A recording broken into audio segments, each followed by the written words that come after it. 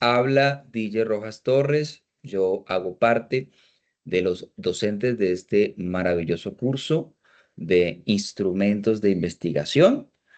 Qué bueno poder compartir con ustedes en este maravilloso día. Hoy tenemos el privilegio de contar con la presencia de una gran profesional, Jacqueline Gamarra. Hoy ella estará acompañándonos desarrollando un maravilloso tema que yo sé que nos va a aportar mucho. Así que les doy la bienvenida a la tercera CIPAS de Red de Curso de Técnicas e Instrumentos de Investigación en Ciencias Sociales. El tema que vamos a estar desarrollando es diseño y validación de un instrumento de recolección cuantitativa. Y hoy nos acompaña, como les decía hace un momento, una maravillosa profesional, Jacqueline Gamarra, licenciada en psicología. Ella estará hoy direccionándonos en este maravilloso tema, así que espero que estemos muy atentos. Doctora Jacqueline, ya le habilité los permisos para que usted pueda compartir su pantalla y estamos listos para poder escuchar este maravilloso tema. Muy, pero muy buenas tardes. Gracias por este tiempo que nos das y estamos listos para este espacio. Buenas tardes, estudiantes, buenas tardes, profesor, Diller. Quería pedirle el favor al profesor si me pudiese ayudar con las diapositivas. No sé si lo pudiera subir usted. Claro, eh, claro, no hay ningún inconveniente, doctora. Dame un segundito, ya de sí, una claro. vez la voy a descargar. Dame un Mientras, segundito. sí. Mientras tanto puedo ir explicando. En todo caso, me da mucho gusto poder compartir este espacio de tiempo con ustedes. El tema que de hoy vamos a compartir se llama diseño y evaluación de un instrumento de recolección cuantitativa. Pero vamos a empezar por de pronto definir algunos conceptos, ¿sí? Primeramente, el objetivo es poder garantizar, ¿ya? Que todos los datos que nosotros vamos a ir obteniendo sean como válidos, fiables y obviamente también objetivos. Por eso les puse allí en la imagen que ahorita vamos a visualizar una escalera, ¿no? Donde, donde el paso a paso tiene que ser realmente bastante válido, fiable, ¿no?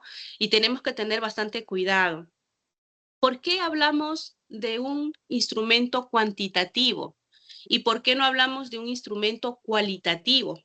Entonces, yo quería también hacerle unas precisiones aquí, ¿no? Por ejemplo, la palabra cuantitativa. Cuantitativa responde a preguntas como cuánto o cuántos, ¿no?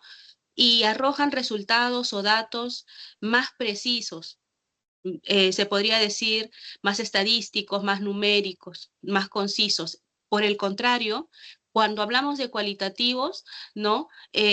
Tienen que ver mucho con los datos o los resultados que se relacionan al explorar, al comprender más en profundidad, ¿sí? Las cosas, ¿no? Y responden a preguntas como por qué o cómo. Ejemplo, ¿no? Nuestros reactivos o nuestras preguntas podrían eh, iniciar con un por qué o como un cómo, para así la personita nos pueda dar respuestas más complejas, ¿no? No tan concisas en comparación con preguntas cuantitativas. Como aquí todos son psicólogos, a ver, quería preguntar, ¿todos son psicólogos? Creo que sí, ¿verdad? Creo que Sí, sí. sí, sí, señora, todos son psicólogos. Ya estoy Eh, aquí para Muy compartir. bien. Entonces, si hablamos, entonces, a ver, si de repente hay un grupo de ustedes que sea por el campo clínico, ¿no? En el psicólogo clínico, por ejemplo, si trabaja en un hospital, en un centro de salud y quisiera tener una muestra, ¿no? Perdón, un diagnóstico psicológico de una muestra pequeña en un hospital, entonces es probable que utilice mejor un instrumento cuantitativo que, o que él diseñe un instrumento cuantitativo y no un instrumento cualitativo. ¿Y por qué? ¿Por qué un hospital? Porque en un hospital, pues la muestra, o sea, el número de pacientes es menor, en comparación si un psicólogo comunitario quisiera crear un instrumento cuantitativo en una comunidad, ¿no? Donde hablamos de miles de personas, ¿no? Entonces, es por eso de que estamos hablando de un instrumento, en este caso, cuantitativo en un ámbito hospitalario para un psicólogo clínico. ¿Por qué hablo de un psicólogo clínico? Porque los diagnósticos también pueden ser diagnósticos cualitativos y diagnósticos cuantitativos. Entonces, en el caso de un psicólogo clínico que quiera tener un diagnóstico, por ejemplo, ¿no? Cualitativo, va a diseñar mejor un instrumento cuantitativo, perdón, cualitativo, porque quiere tener un diagnóstico cualitativo, ¿sí? Y si quisiera tener un diagnóstico cuantitativo, utilizará pues instrumentos, ¿no? De tipo cuantitativo. Bueno, quería hacer esas precisiones, nada más. Eh, Ahí creo que ya nos están mostrando las diapositivas. Cuando hablamos entonces de elaborar instrumentos de recolección cuantitativa, ¿no? Vamos a hablar primero por el diseño, ¿no? Diseño. El diseño y la validación entonces de un instrumento de recolección cuantitativa son los pasos cruciales, ¿ya? Para poder garantizar obtener datos fiables, válidos, ¿no? Y de manera más objetiva.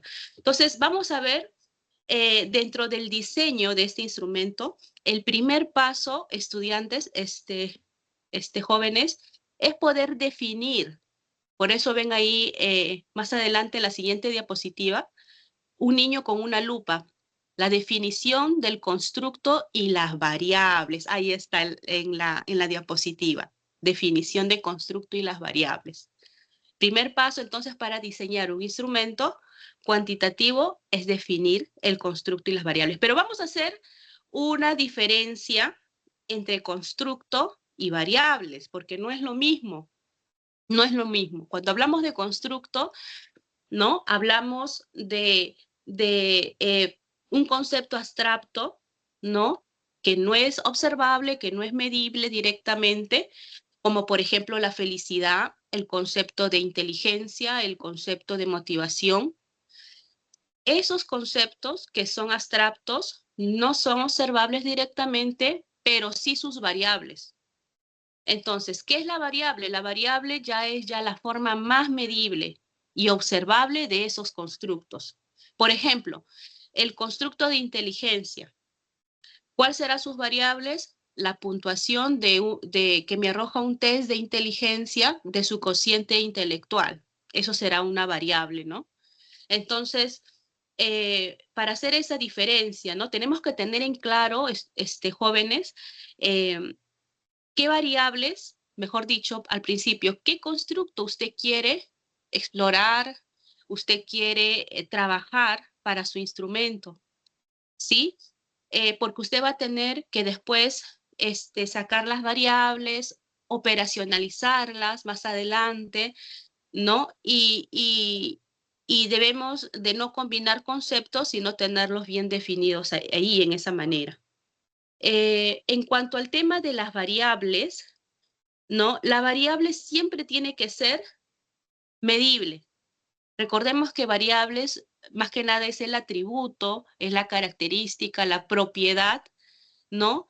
Que asume valores, que asume estados o grados. Por ejemplo, retardo mental leve, retardo mental moderado, ¿no? Retardo mental profundo. Son grados, son escalas.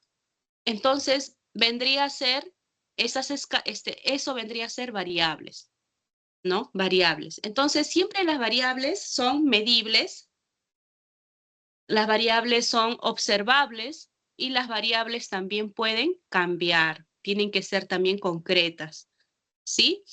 Eh, si hasta aquí hay alguna pregunta, pueden hacerlas, ¿sí? Es muy importante también intervenir. Después de haber entonces definido el constructo, ¿no? Y haber también visto las variables de ese constructo, más adelante les voy a explicar más detalladamente la operacionalización de las variables, ¿sí? Para que ustedes puedan diseñar su instrumento cuantitativo, ¿ya? Acá estoy dando más globalmente, ¿ya? Lo básico, como para pasar a la siguiente diapositiva. Después de hacer esta definición, vamos a entrar a la creación de los ítems, ¿ya? Vamos a ver entonces que en cuanto, a la creación de los ítems, nosotros tenemos que en esta parte, los ítems también llamados reactivos, ya pueden ser afirmaciones, pueden ser preguntas, ¿no? Que van a componer todo el instrumento. Y estos tienen que ser claros y precisos. No pueden ser ambiguos, tampoco pueden ser influenciados por cuestiones emocionales, personales, ¿no? No, tampoco tienen que tener la motivación de querer arrojar respuestas que a mí me parece o que a mí me agradan o me gustan o que a mí me gustaría que la persona responda. No pueden ser influenciadas esos ítems, esos reactivos, por mis deseos personales, ¿no? O por los objetivos que uno está persiguiendo. No, no.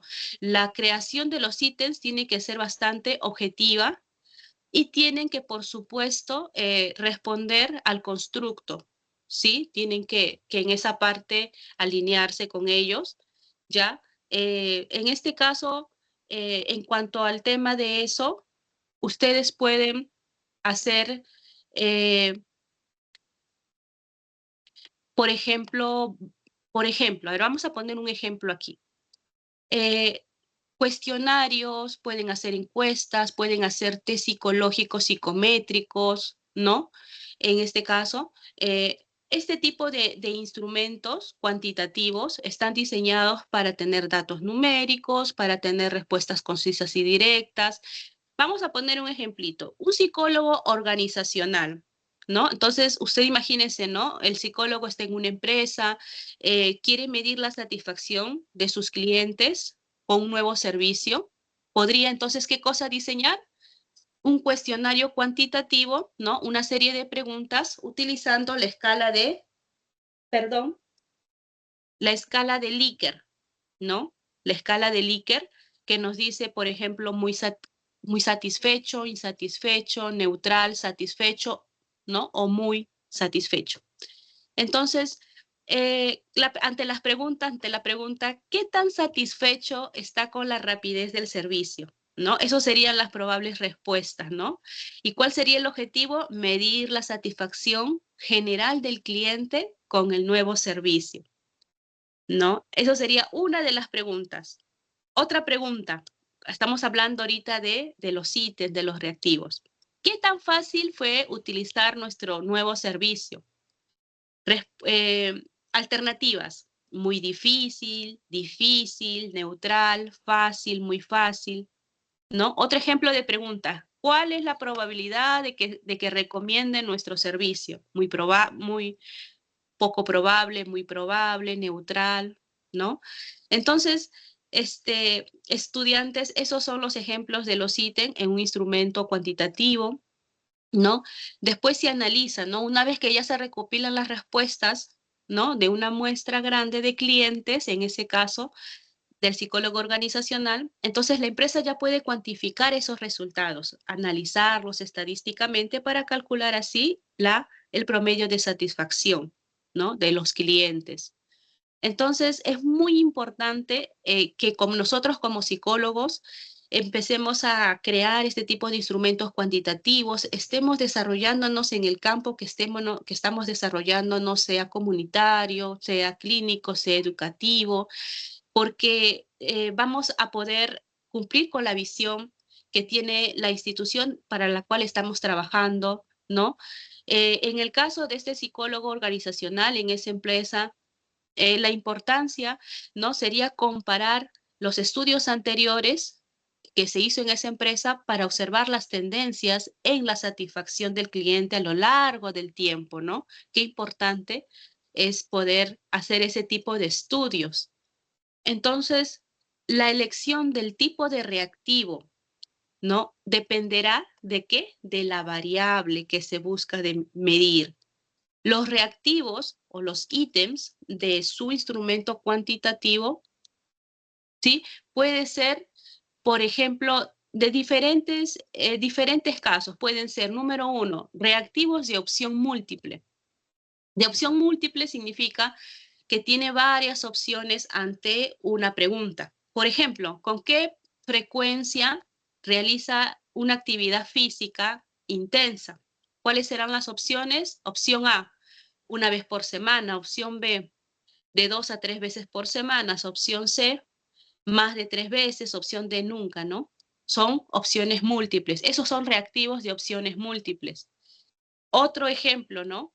La escala de valoración o de calificación, ¿no? Del 1 al 10, ¿cuánto usted está satisfecho o insatisfecho, ¿no? Hay otros tipos de reactivos de respuesta binaria, sí o no, ¿no? Serían sus respuestas para marcar una de ellas.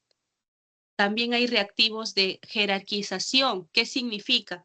Significa donde donde la persona va a marcar la respuesta según la jerarquía que quiera, que sienta marcar, ¿no? Que se identifique, ¿no?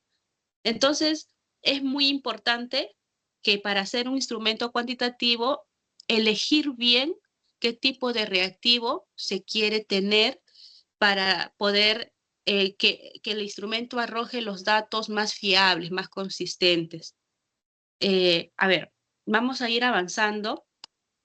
En cuanto al formato y la estructura, ya sea de la encuesta, de del instrumento cuantitativo, ¿no? Este formato se determina, se tiene que ser, del instrumento tiene que incluir todas las preguntas, ¿no? Y tienen que ser un formato pequeño, grande, mediano, según la población que se tenga. Por ejemplo, una vez yo realicé un instrumento, pero aplicado a un programa social, en este caso en el Perú, en Lima, en el Cono Sur, a las madres del vaso de leche y de comedores populares. Entonces, el formato, la estructura del instrumento cuantitativo tenía que ser pues bastante simple, de una sola cara, con las letras bien grandes, palabras bastante sencillas. La pregunta no era pregunta, eran afirmaciones en este caso, y el tipo de reactivo era binario, donde tenía que marcar nada más sí o no. Había mamitas que no sabían leer, escribir, pues en ese caso habían asistentes, psicólogos, mis compañeros que estábamos ahí ayudándolas, ¿no? Y estábamos viviendo lo que es la inteligencia emocional, y ustedes saben que hay bastantes componentes. Entonces, es muy importante tener en cuenta ese tipo, ¿no? De población, el ambiente para hacer el formato, ¿no? Ahí en la parte, hay zonas de la Amazonía, zonas de la selva, ¿no? Personitas que no están acostumbrados mucho al papel y al lápiz, ¿verdad? Pero nosotros tenemos que en este caso poder adecuarnos, ¿no? El psicólogo es bastante y tiene que ser creativo, ¿no? Y poder ver la forma, pero de poder aplicar los ítems, ¿no? En su idioma, tomando en cuenta el idioma, tomando en cuenta la cultura, el contexto, las palabras que están utilizando, ¿no? Esa población, ¿no? Esa muestra, ¿no? A la cual uno quiere llegar. Entonces, hay que tomar en cuenta esas cosas. La última parte es la revisión y la adaptación del instrumento cuantitativo, ¿no? Ahí el psicólogo debe de revisar ese borrador inicial que ha hecho. ¿Para qué? ¿Por qué es bueno? ¿Por qué es necesario? Porque para verificar no solamente hablo de la ortografía, hablo de las palabras que se utilizan, pueden haber también palabras redundantes, ¿no? Tiene que ser palabras pertinentes y comprensibles y bien redactadas, ¿sí? Entonces, una vez ya diseñado el instrumento, recuerden que más adelante les voy a hablar de la operacionalización de las variables. Ya vamos a pasar a la validación del instrumento. Vamos a ver, En este caso, les he puesto 3 tipos de validación: validez de contenido, de criterio, de constructo. En la parte de la validez de contenido, ¿no? Nosotros tenemos que asegurarnos de que el instrumento cubre realmente todas las dimensiones relevantes, ¿no? Del concepto, del constructo que nosotros estamos midiendo, pero tiene que ser todas, no a la mitad, sino todas. Por eso se llama de contenido. Entonces, podemos nosotros realizarla a través de un juicio de expertos, ¿sí? Vamos a explicar un poquito más sobre la validez de contenido, ¿no? Que es el grado, ¿no? En que una prueba, un instrumento, en este caso, nuestro instrumento cuantitativo, mide todos los aspectos relevantes, ¿no? Que se pretende medir. Entonces, ¿en qué se va a enfocar? En asegurar de que los ítems de la evaluación realmente sean representativos del tema en su totalidad, sin omisiones ni inclusiones. Por ejemplo, uno cuando habla del tema de la ansiedad, ¿no?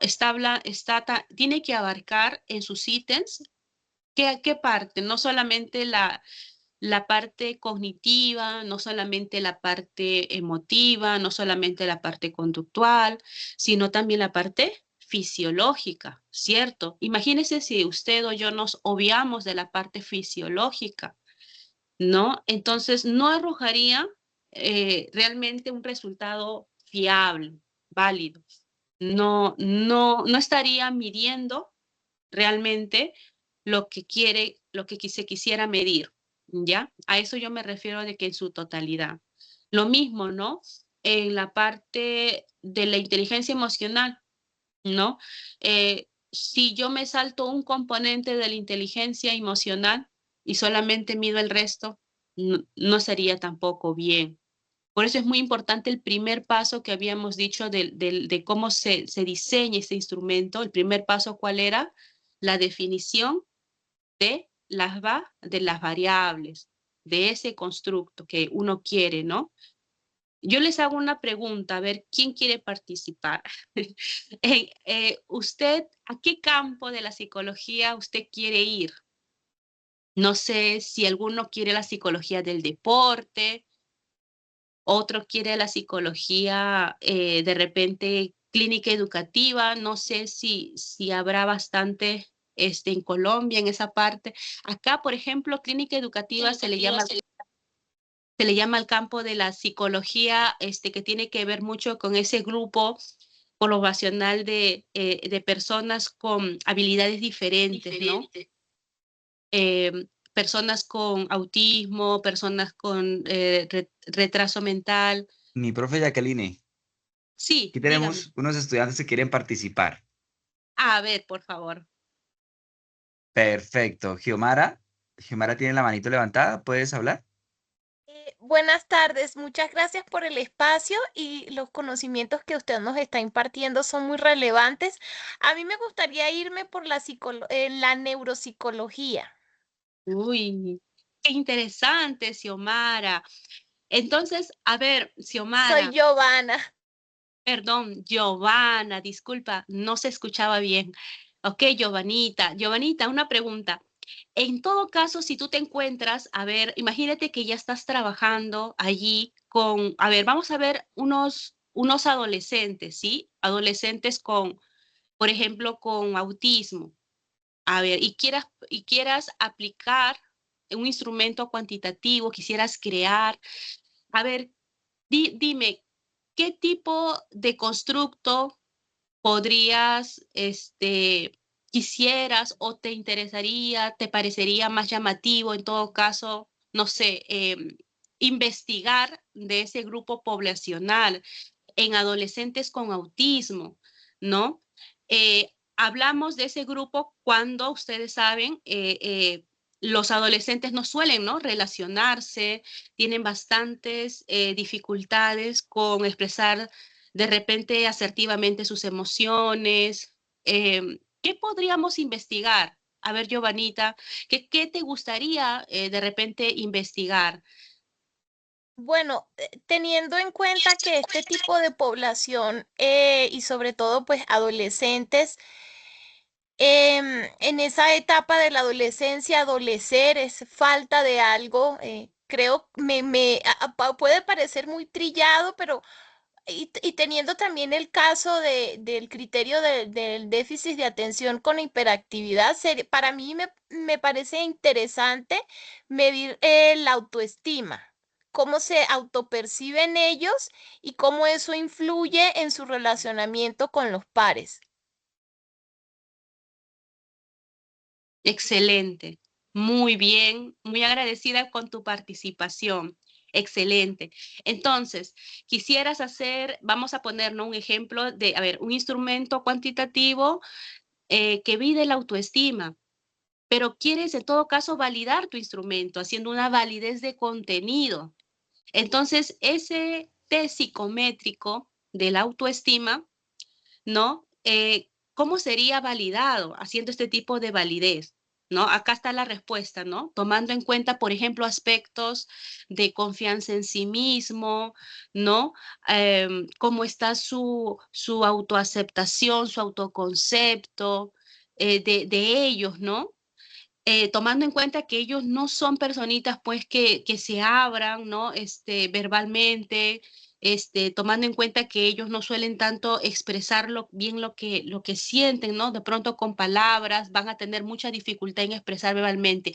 Pero la ventaja que podamos tener es de que a través de la escritura, es decir, de la aplicación de un test psicométrico, ¿no? Ellos no van a tener la interacción física, verbal con un psicólogo, sino con un papel y un lápiz, en este caso, ¿no? Entonces, sí puedes, en todo caso, mucho más fácil averiguar, profundizar cómo está cuantitativamente el nivel de su autoestima, ¿no? En qué grado, en qué escala está esa autoestima, ¿no? De ellos. Entonces, hay que tener en cuenta todas esas partes al momento de crear nuestros ítems, que todos los ítems puedan contener todos los aspectos del constructo, ¿no? En este caso, el constructo autoestima.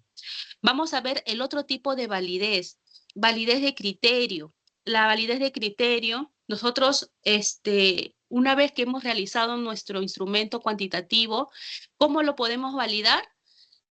Con otro instrumento que mida lo mismo, ¿no? Si, por ejemplo, yo estoy creando un instrumento de ansiedad, ¿no? En pacientes, por ejemplo, de la tercera edad, pero con ansiedad ante la muerte, ¿no? Ellos que tienen angustia de repente porque ya se llega, ¿no?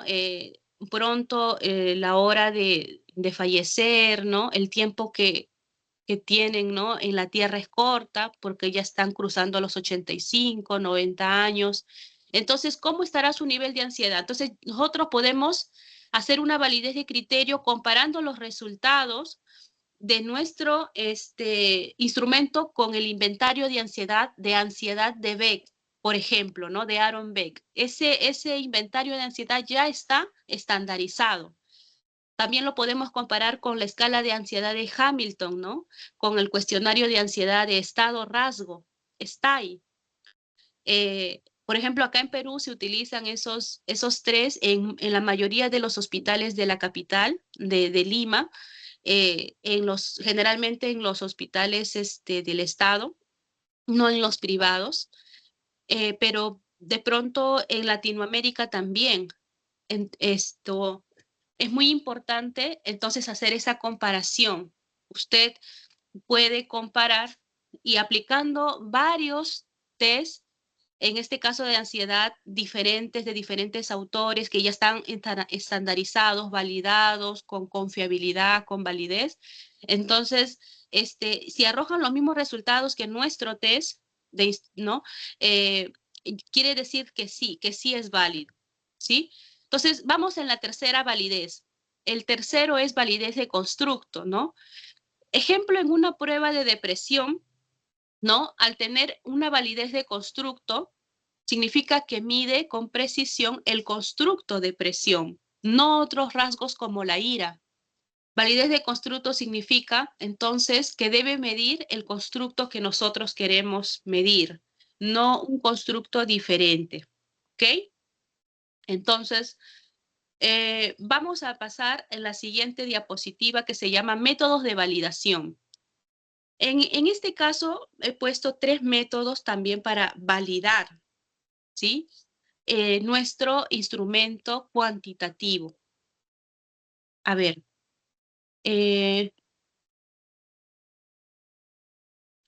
antes de pasar un ratito a esta parte, ya, a los métodos de validación, vamos a hacer algunos pasos, ¿sí? Generales. Ah, no, este es al final, perdón, me estaba equivocando. Los pasos generales del proceso, sí, es la última diapositiva. Entonces vamos de nuevo por métodos de validación. A ver, primero está el juicio de expertos, ¿no? ¿Qué significa? Que se va a entregar nuestro instrumento de cuantitativo a un grupo de expertos, pueden ser psicólogos, ¿sí? Los más expertos son los psicólogos, ¿no? En este caso, por la parte de la construcción de instrumentos, de test psicológicos, ¿no? De tipo cuantitativo. Eh, pero, pero sobre todo, que sean expertos en el tema que nosotros queremos medir, ¿no? Que sea el campo. Este grupo de expertos tiene que haber tenido la experiencia laboral, la experiencia también teórica, obviamente, del tema que nosotros estamos desarrollando en nuestro instrumento, ¿no? Por ejemplo, si se trata de la psicología del deporte y queremos hacer un instrumento cuantitativo acerca del tema, por ejemplo, de la autoconfianza, ¿no? En futbolistas, antes de salir al campo, ¿no? Podríamos hacer es un tema de investigación, ¿no? ¿Cómo está su nivel de confianza? ¿Hay, no la hay? ¿Cómo está en esa parte la motivación que ellos tienen? Entonces, no vamos a entregarle a un grupo de expertos que no hayan tenido experiencia en el tema del deporte y solamente hayan trabajado en otro tipo de campo, comunitario, educativo, con otro tipo de población, ¿sí? Entonces, es muy importante que este grupo de expertos en el tema evalúen y también emitan sus opiniones científicas sobre la claridad, la pertenencia y la validez de los ítems, ¿sí? A eso se refiere con juicio de expertos. El siguiente es análisis psicométrico, ¿no? Permite, ¿qué cosa? Este análisis psicométrico, evaluar la fiabilidad, la consistencia interna y la validez del instrumento. Algunas técnicas comunes en este análisis van a incluir, ahí les he puesto alfa de Cronbach y análisis factorial. Ahora, el alfa de Cronbach, utilizado para medir la fiabilidad o llamado también consistencia interna del instrumento, ¿sí? Especialmente de los que se usan escalas de tipo Likert, ¿no? Como les había dicho, la escala de tipo Likert, ¿no? Satisfecho, muy satisfecho o insatisfecho.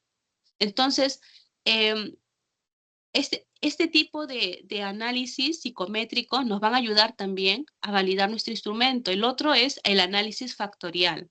El análisis factorial, ¿qué sirve? Sirve para agrupar a los ítems en dimensiones o en factores, ¿no? Como clasificarlos, confirmando entonces que el instrumento mide las dimensiones teóricas esperadas, ¿no? Es muy importante hacer estos dos tipos de análisis para que podamos llegar a una validación más precisa de nuestro instrumento. El otro estudio, el otro método es el estudio piloto. El estudio piloto de nuestro instrumento, ¿no? Se aplica entonces el instrumento a una pequeña muestra de la población objetivo para identificar posibles problemas, ¿no? Como por ejemplo, preguntas ambiguas, dificultades en la comprensión. Ejemplo, usted si está trabajando esto en una comunidad con perdón un ratito, en una comunidad con drogadictos, con personas, ¿no? Que utilizan sustancias psicoactivas, están en alcoholismo, ¿no? Entonces, usted antes de aplicar su instrumento cuantitativo directamente a esta población, primero, usted puede reunir, ¿no? A 10, 20 personas, a una muestra muy pequeña, de pronto no de esta comunidad, de pronto de un hospital, pero que tengan las mismas características que tiene esta comunidad o casi la mayoría de las características, que también consuman drogas, que también consuman alcohol, ¿sí? Y usted aplica su instrumento cuantitativo a este grupo minoritario. Usted hace su estudio piloto primeramente allí y se da cuenta de repente que las preguntas que usted realizó eh, no se comprenden, no se entienden. Las personas de esa muestra pequeña, pues, ¿cómo se llama? No la comprenden, no la entienden. Siempre le están preguntando a usted qué significa esta palabra. O de pronto, pues, da una respuesta totalmente diferente, ¿no? A lo que usted quiere, espera que se encuentra relacionada con el constructo. Ejemplo, ¿no? Malinterpreta, ¿no? Porque la pregunta no fue bien precisada ahí. Entonces, la persona que está consumiendo el alcohol al momento de leer esa pregunta malinterpreta y responde de manera diferente. Entonces, qué hermoso, qué importante es hacer primero el estudio piloto para poder eh, corregir todos estos errores, ¿no? Reevaluar entonces los ítems y cambiar el instrumento si es posible en su totalidad, ¿ya? Entonces, es muy importante pasar nuestro instrumento cuantitativo por estos tres métodos. Vamos a ver, por último, y ahora sí estamos llegando a los pasos generales del proceso. ¿Cuáles son los pasos generales? Cuando usted ya hizo la revisión teórica, cuando usted ya hizo la revisión, ¿no? Del constructo, ya sea, por ejemplo, la motivación, en una empresa, ¿no? En un hospital, en un centro de salud mental comunitaria, no sé si habrá en Colombia, de pronto sí. Acá hay muchos centros de salud mental comunitaria que se dedican a la prevención, a la intervención también, más que nada de personas con problemas psicopatológicos que tienen bastante problemas más clínicas, más profundas y, y esto. ¿Por qué les pongo este ejemplo? Porque se necesita tener el constructo bien manejado, bien definido, eh, para que nosotros podamos en esta parte más adelante operacionalizarlo. Entonces, vamos a tener el constructo y sus variables, ¿sí? Una vez que ya hemos repasado la teoría, vamos a poder operacionalizarlas, vamos a operacionalizar las variables, que es el segundo paso, ¿sí? Ejemplos de la operacionalización, ¿no? Vamos a ver un ejemplo en la calidad educativa, ¿no? La calidad educativa, en este caso, es un constructo, ¿ya? Vamos a ver el constructo que uno tiene de la calidad educativa. No se puede observar la calidad educativa de manera directa, ¿no? Es un constructo, es abstracto, pero lo que sí se puede medir son sus variables. Es decir, lo vamos a dividir en dimensiones, ¿está bien? ¿Cuáles serán entonces las variables de esta calidad educativa? ¿No? Si hablamos de un psicólogo, por ejemplo,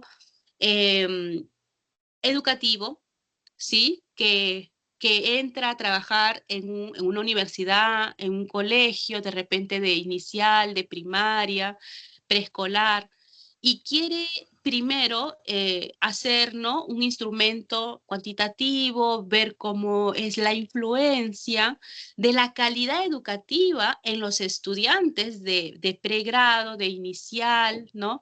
De primaria. ¿Cuál es la influencia de esta calidad educativa en el rendimiento académico? A ver, en el rendimiento académico. Primero tiene que evaluar, primero, cómo está la calidad educativa en esa institución educativa, en ese colegio, ¿cierto? Entonces, vamos a eh, a operacionalizar. A ver, vamos a hacer esas variables. ¿Cuál sería ahí las variables de la calidad educativa? ¿Quién quiere participar?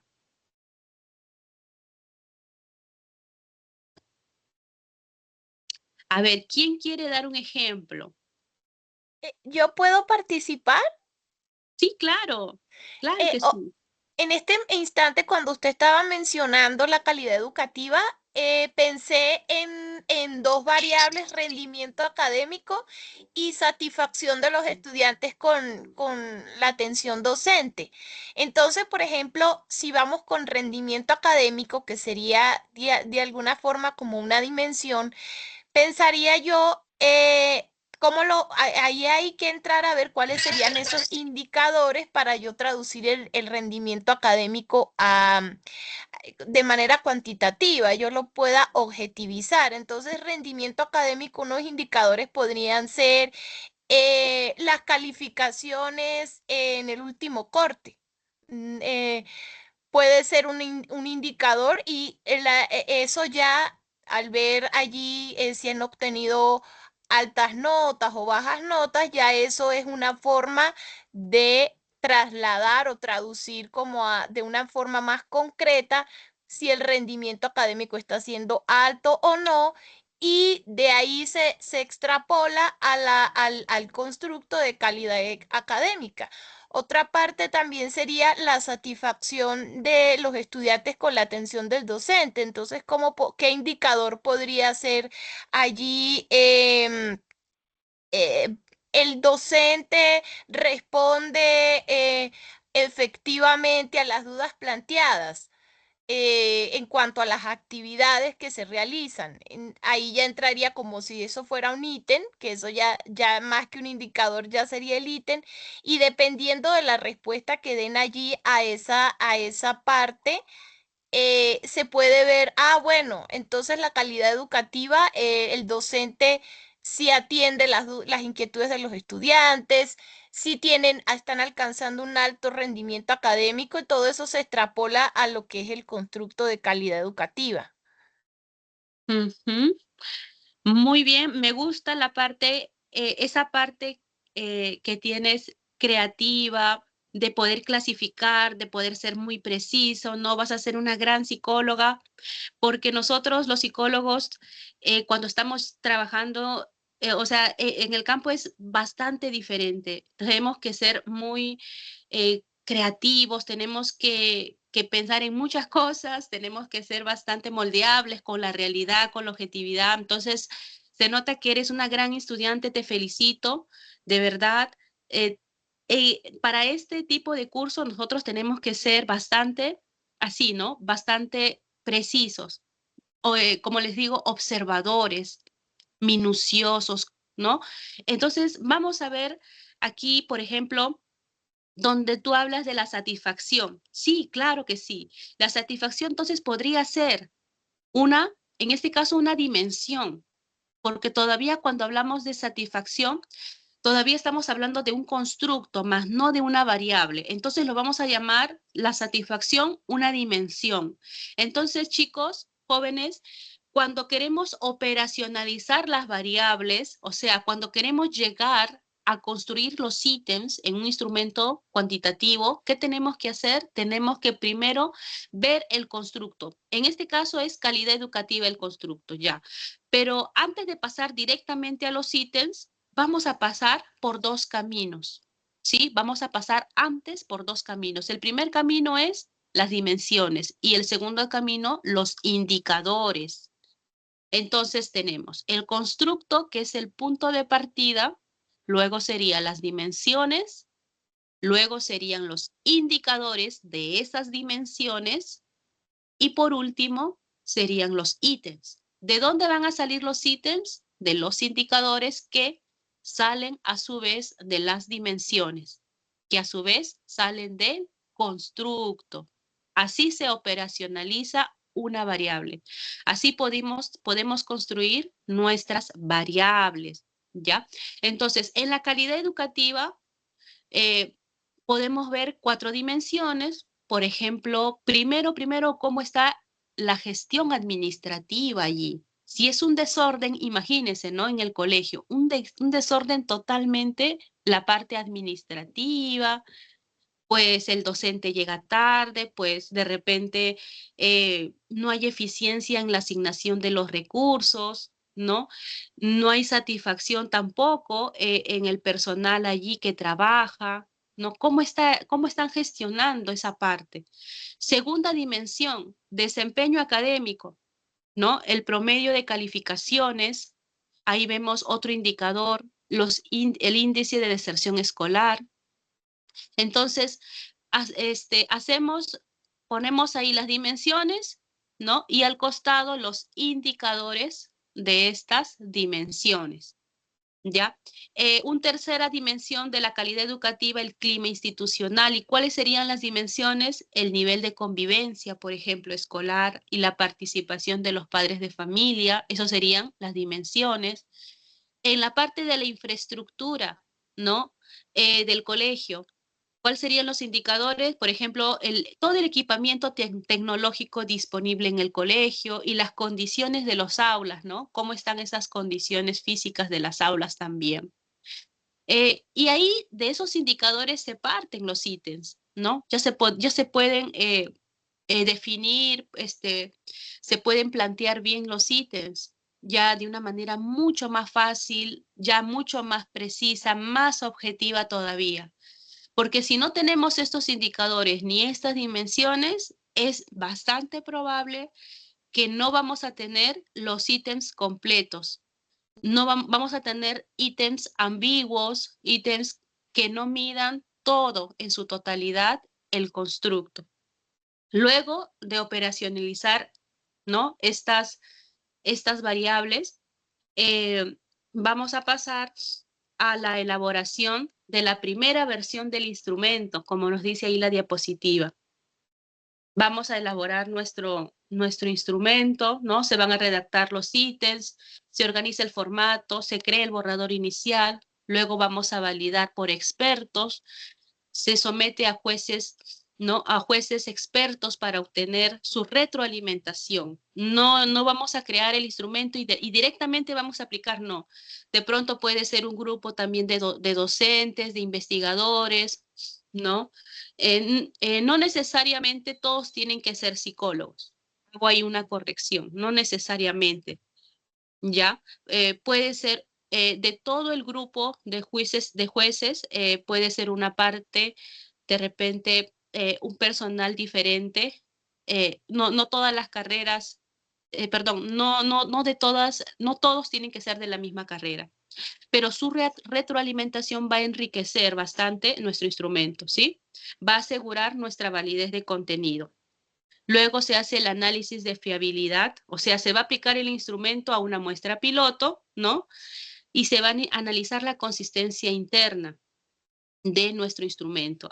Como les había dicho, a través del coeficiente alfa y de Cronbach. Luego que se hace este análisis, luego se hace la redacción de la versión ya final, ¿sí? Donde ya con base en los resultados de la validación se van a realizar todos los ajustes necesarios para ya obtener la versión ya más definida, ¿no? Definitiva del instrumento.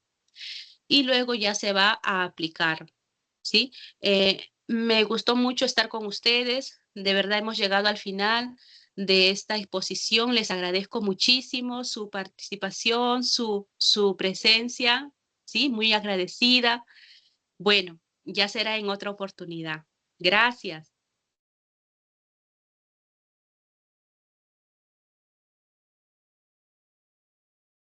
Doctora Jacqueline, no, gracias a ti por tu participación.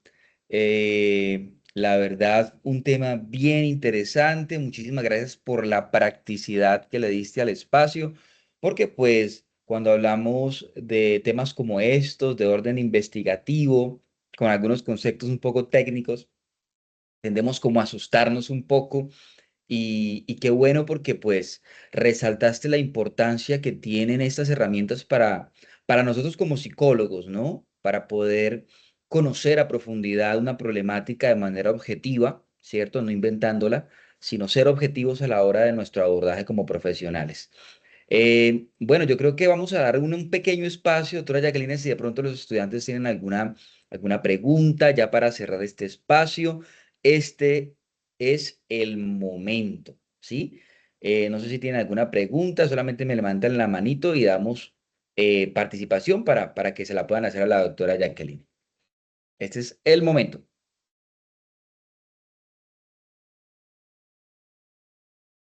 Todo quedó muy claro. Bueno, acá tenemos a Raúl Agustín Pinzón. Dale, Raúl, danos tu pregunta.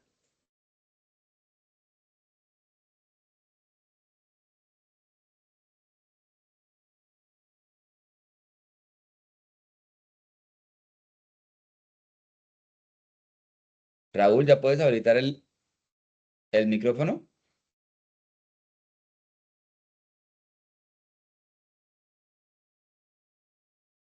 Raúl, parece que tiene problemas técnicos, Raúl. Bueno, esperemos a ver que lo solucione. ¿Alguien más tiene alguna otra pregunta, algún otro estudiante ya para dar por terminado este espacio académico? Creo que todo quedó muy claro. Perfecto. Bueno, doctora Jacqueline, Y muy muchísimas agradecida, gracias. profesor Diller. No, Hasta luego. no. Cuídense. Gracias. Bueno, que estés muy bien. Gracias por el espacio. Gracias. Hasta luego. Apreciados estudiantes, muchísimas gracias. Comentarles para los que todavía no han hecho su confirmación de asistencia, lo pueden hacer en este preciso momento. Entren a la plataforma normal, a nuestra plataforma digital y busquen el espacio donde están los CIPAS y ahí le dan asistí, ¿cierto? Confirme la asistencia para que tenga validación su participación, ¿ok? Dicho esto, gracias una vez más a cada uno de ustedes. Este espacio quedará grabado. En estos días les estaré enviando el link para que ustedes lo puedan ver una vez más. ¿Ok? Que estén muy bien. Gracias a todos.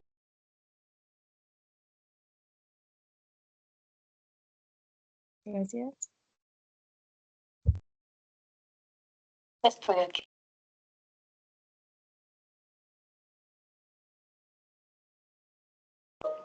Profe, muchísimas gracias.